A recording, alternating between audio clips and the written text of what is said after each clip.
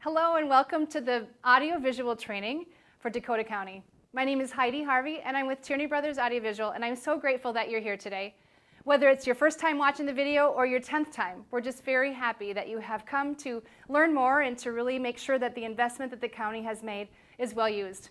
There's been a lot of thought around how we've come to these standards, and you're going to notice a lot of similarities between the different rooms you're going to see.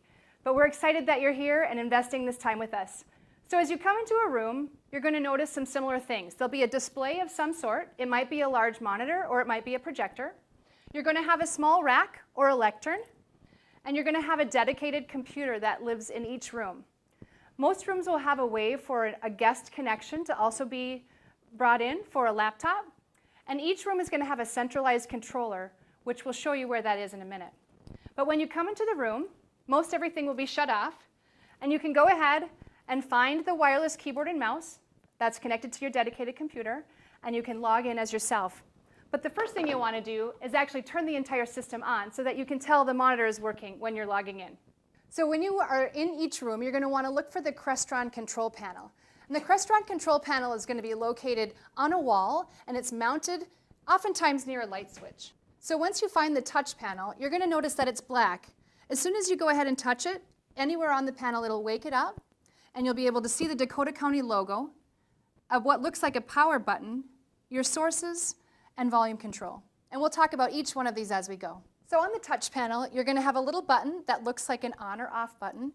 You have the room PC, a laptop connection for VGA, a laptop connection for HDMI, and volume. So because today we're going to use the dedicated computer that's here with the wireless keyboard, we're going to go ahead and hit room PC, and that actually is going to turn the system on. You don't need to do anything else as it relates to power. You just need to pick that first source. You can see the red bar that's coming across that says the system is coming up. So you don't have to push any more buttons. We definitely don't want you to push too many buttons all at once, which sometimes is what we do because we're nervous.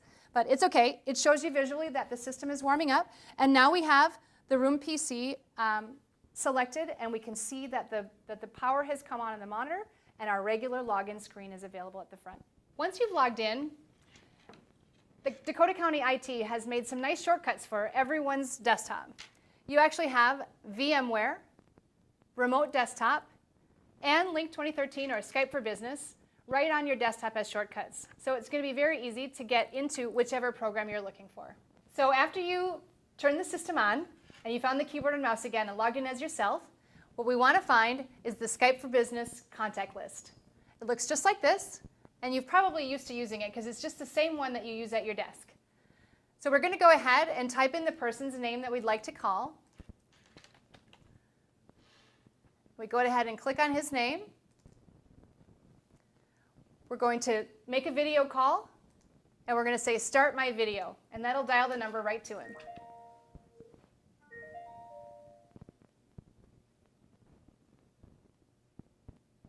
Hello? Hi, Dan.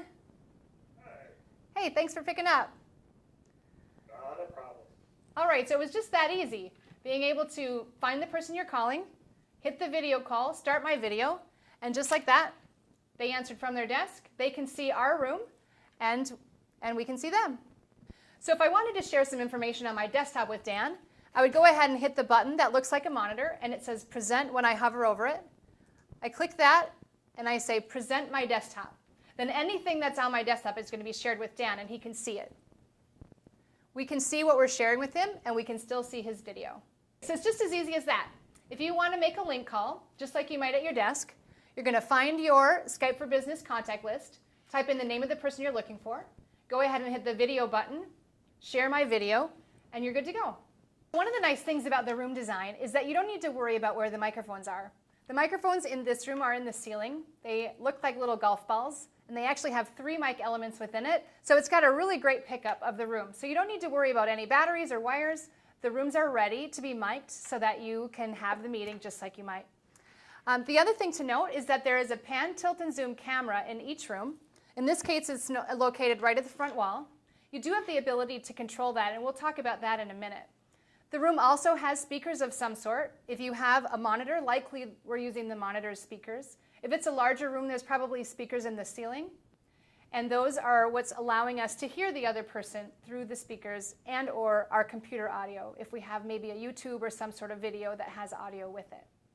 One of the nice things about a pan tilt zoom camera is it means the camera image can move. So when you hit the Room PC button on your Crestron panel, automatically pops up your camera controls. You have the ability to move the camera slowly or quickly. You have 3 presets, and you have the ability to manually move it up, down, and right and left. So if we go ahead and press preset 1, you can see what program has been already set for that view of preset 1. Preset 2 might be a different image, and you can change these presets by just moving your camera where you want it, pressing that preset button, and holding it. That will actually override any existing preset and allow you to have your presets that you need for your meeting. So again, you have 3 options for presets, or I can just manually move the camera up and down, right and left, to be able to get just the image that makes sense from our meeting. I do have a zooming in and out button as well, and that just allows for a closer up view. Maybe there's just a couple people in your meeting and you want to zoom right in on yourself so you can see, the far end can see you a little bit better. The only other camera option you might have if you don't have a pan, tilt, and zoom camera on the wall is called the Polycom CX 5500. That's the round table kind of a feature. It actually is in the middle of the room and it has a 360-degree camera. You actually don't need to pan, tilt, or zoom that one because it follows your voice. So it's very easy in a smaller environment to be able to have the voice captured just as you're sitting around the table. So if you don't see a pan, tilt, and zoom camera in your room, that means the camera's in the middle of the table. So as you're looking at the Crestron panel, and we have selected the Room PC, which is the dedicated PC, you have 2 other options for computer connections. You have a laptop with a VGA connection, and you have a laptop with an HDMI connection. And we're going to go ahead and plug in the laptop with the HDMI connection for now. So once you've selected your guest input on the Crestron panel, you're going to come over to the rack or to the lectern area and find the connections, the cable connections. And like we said, you have 2 options. You have an analog connection, which is a VGA. That is a 15-pin, and you've probably worked with that when you've used a projector in the past. The one we're going to use for now is the HDMI. It looks a little bit like USB. It does have an up and a down. And the good news is your computer is only going to have one connection that it fits in. So you go ahead and plug the cable into your laptop, and it should automatically sync right to the monitor because you've told the system that that's the signal that you want to see. So the reason we started with the HDMI connection is because that's your digital connection. That's the connection that moving forward all the laptops are going to have. Because there are still some older laptops around, we included a VGA connection, which even on my laptop, I can't connect because I don't have a connection for it. But just in case yours does, and this is the cable that you choose to use, recognize that there is an up and a down to this connector. It has 15 pins inside of it, so when you're plugging it in, you really don't want to push too hard, and you want to make sure that it's upright so that you don't bend those pins or this cable won't work. If you have any audio with your video, this actually sends the video signal, but this sends the audio. So if you have any audio that you need to plug in, this goes right into your laptop in the headphone jack spot. And that's how you'll be able to hear any audio and video on the analog cable. But like I said, moving forward, you may not be using this one as much because most laptops are going to go away from this, and you'll want to choose to use the HDMI instead. As you can see, HDMI only has one cable. It actually does pass the audio and the video together, so there's no additional cable that you need to connect into the guest connection.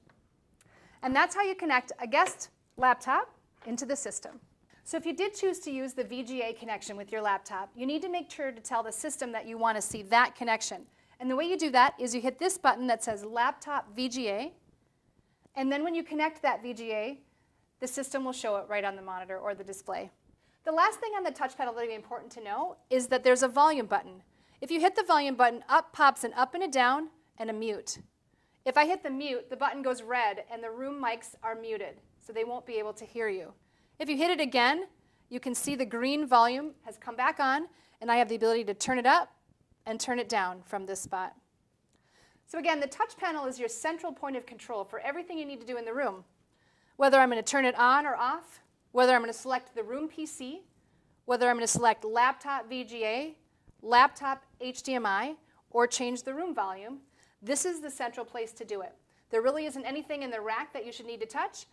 The only thing that's in there is the PC, and it actually can't shut down. So there's nothing that you need to worry about turning on or off from the rack lectern.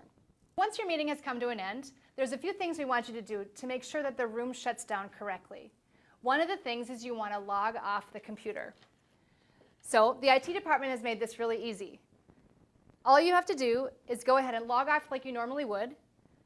You can also switch users if someone else is going to take over the meeting or want to show their information. But if I log off, I don't even have the ability to turn off the computer because we want everything to stay on for the next person.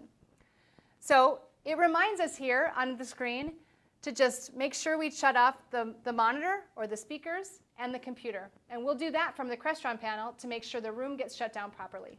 Once we've logged off the computer, we want to make sure we shut the rest of the room down as well. That means the monitor or the projector and the system in general. And the way you do that is by going back to our Crestron panel, which is our central point of control, and there's a little red button that looks just like a power button. We're going to hit that one, and it gives me a screen to confirm the shutdown. Sometimes you might have hit that and it was an accident and you really don't want the room to shut down. So that's why this screen pops up and it gives you a few seconds to say, yes, I do want to shut down, or no, let's go back. So in this case, I want to shut it down. I hit the big green button. It shows me, just like at the beginning, that the system is working. I don't need to hit any more buttons. I can just wait while that red button, that red banner says the system is shutting down, and I'll know as soon as that's done that it's ready to go and I can take off to the next meeting. So that's how to use the link room. It's very easy and so similar to everything you do at your desk that we really are excited and hope that you really like using these rooms. They should enhance your meetings and make the communication even easier. Now, if you do have any trouble when you're in the room, your first call for help is Brian Klinga's team with the IT help desk. And we'll give more information on how to connect with them. But if you are in a pinch, you can always call Tierney Brothers too. And Brian's team will have the ability to access us as well. Otherwise, thank you so much for watching this one. Hopefully you'll watch the video conferencing one that's coming next. And we'll see you there.